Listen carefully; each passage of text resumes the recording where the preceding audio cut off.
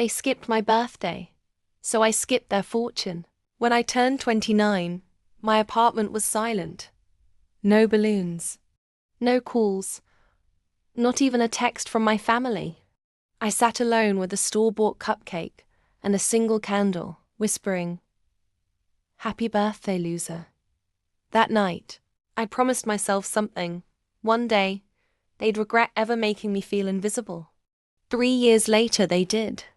My tech company, Lunaris AI, had just been featured on Forbes' 30 Under 30 list. $35 million in revenue. International contracts. My face on the cover.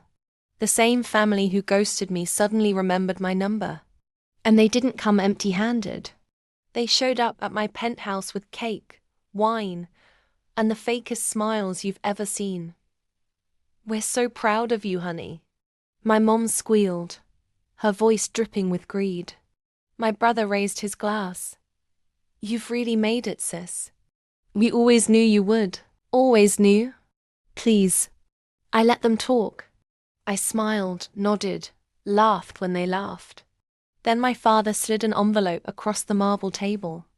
"A small business proposal," he said, his tone rehearsed. "We thought maybe you could invest in a family project. We've already set up the company name, Lunaris Legacy. Perfect fit, don't you think?"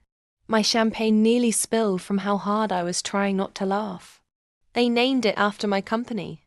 But instead of blowing up, I played along. "Sounds interesting," I said sweetly. "How about we meet at my office tomorrow to finalize things?" They grinned, clinking glasses. They thought they had me. The next day, I invited them to the Lunaris headquarters. 30 floors of glass and steel overlooking San Francisco. When they arrived, cameras were already rolling. My assistant handed them contracts to sign for documentation. They didn't even read them, too blinded by greed. Once their signatures were sealed, I gestured toward the huge monitor behind me. "Congratulations," I said. "You've just officially donated your family company, Legacy Investments, to the Lunaris Foundation for Girls in STEM. The one I founded." Their faces dropped. "You tricked us," my brother yelled. "No," I said calmly. "I invited you to make history. You just didn't ask whose." The reporters I'd secretly invited began snapping photos. My parents' fake smiles melted under the flashes. The internet loved it. Forbes founder outsmarts greedy family in live meeting. Went viral within hours. That night, I sat in the same quiet apartment where no one had shown up 3 years earlier. But this time, I didn't need candles or cake. I had peace.